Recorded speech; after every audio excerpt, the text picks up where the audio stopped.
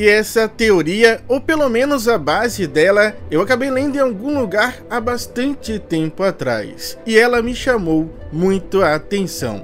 E então eu comecei a trabalhar em cima dessa base, para tentar encontrar mais pontos, argumentações que a tornasse mais consistente e que se conectasse a cada pista que o Nakaba poderia ter deixado para nós. E eu acredito que essa seja uma das teorias mais simbólicas e que eu gostaria muito que acontecesse dessa forma por todo o seu contexto e significado. Afinal, qual a origem de Percival, o protagonista dessa nova história? Mas para responder essa grande dúvida, precisamos primeiro entender quem de fato é o Rei Arthur. Merlin acreditava que Arthur seria o rei de toda a Britânia, que ele iria liderar a humanidade à prosperidade e à paz absoluta. E por este motivo passou a chamá-lo de a Criança da Esperança. O mesmo termo que curiosamente descreve Percival e no qual se baseia toda a sua magia. Arthur, por sua vez, acabou se provando não ser a grande esperança do mundo, pelo menos não da forma que Merlin provavelmente imaginava. Pois com o poder do caos, Arthur não escolheu salvar Britânia, mas de uma certa forma destruí-la, e dos seus destroços e escombros criar o seu próprio mundo. Pois para Arthur, a paz só iria ser alcançada se ele eliminasse completamente todas as outras raças. E qualquer um que fosse contra ou se opusesse aos seus ideais se tornaria um obstáculo e, consequentemente, seu inimigo. No entanto, a gente visivelmente percebe que Arthur gosta dessa oposição. E o que antes para ele era uma prioridade, passou a ser apenas parte de um jogo, onde ele é o rei e todos os outros apenas peões. Vidas humanas que passaram a ter um único propósito: garantir a sua diversão. A revelação da profecia, o surgimento dos 4 cavaleiros profetizados a derrubá-lo, não lhe provocaram medo, mas sim alegria, pois, como ele mesmo disse, os seus dias de tédio iriam finalmente acabar. E tudo isso faz parte do que ele se tornou: um rei soberano, autoritário, sem escrúpulos, frio, calculista e sem afeto algum. Um rei que deixou de ser o símbolo de esperança para se alimentar do desespero. E até aqui foram fatos que nos levam para o começo da nossa teoria. Pois antes que Arthur se perdesse completamente, Merlin, na tentativa de salvar o pouco que sobrou daquele Arthur benevolente e bondoso, em seu último ato antes de abandonar Arthur, usou uma magia extremamente poderosa para dividir a sua alma, retirando a parte ainda não corrompida e a enviando para o mais longe possível, para algum corpo que ainda não havia recebido sua alma, uma vida que ainda estava sendo formada dentro do ventre de uma camponesa e seu esposo, ambos um casal feliz à espera do nascimento dos seus primeiros filhos, 2 crianças gêmeas. No entanto, ao retirar essa parte da alma do Arthur, resquícios, fragmentos do caos foram atrelados a essa alma, passando a coexistir junto dela. E eles passaram também a se alimentar de energia vital para fortalecer aquele novo corpo, aquele novo hospedeiro. A esperança e o desespero, 2 faces da mesma moeda.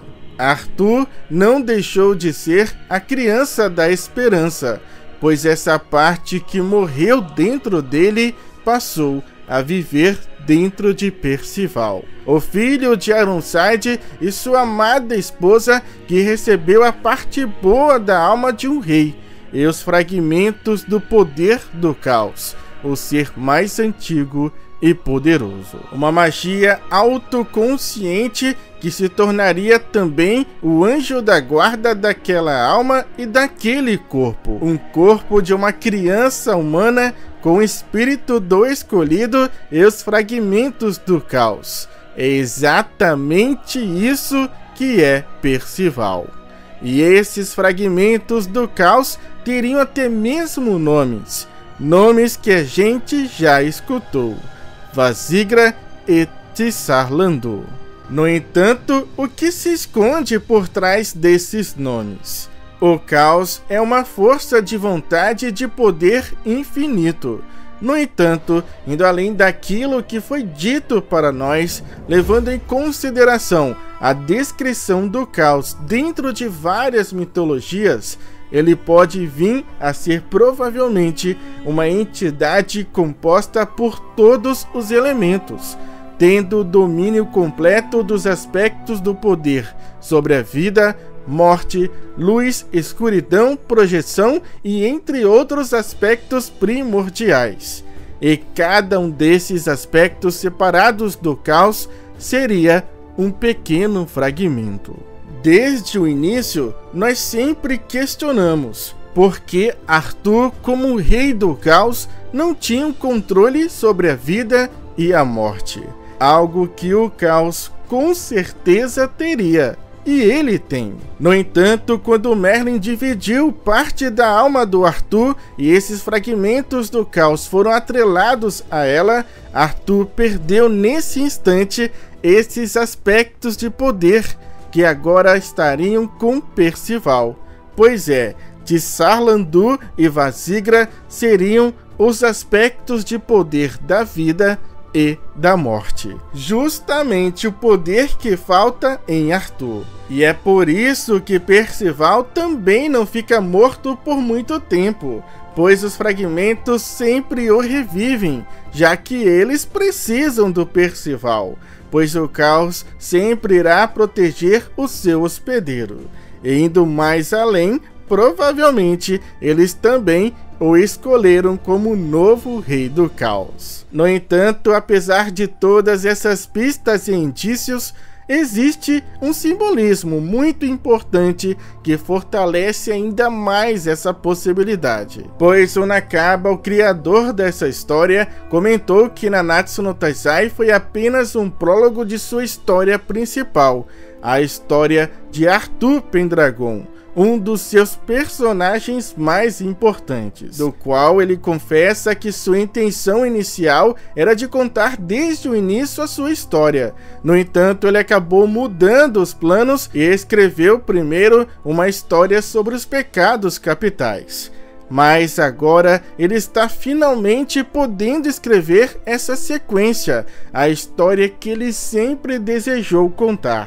E então, se Arthur Pendragon é o motivo dessa nova história existir, um dos seus personagens mais importantes, por que então torná-lo um antagonista, um vilão de sua própria história? O jovem rei predestinado a ser a criança da esperança, que inspiraria a antiga e a nova geração, trazendo a esperança para o mundo. Não faria sentido. No entanto, essa história provavelmente continua sendo do Arthur, seja para o lado do mal ou para o lado do bem. Extremamente ingênuo, sem malícia alguma, bobo, honesto, sincero, amigo, bondoso e corajoso. A personificação da mais pura bondade, aquele que inspira seus companheiros a nunca desistir, que chega até mesmo a dar raiva algumas vezes.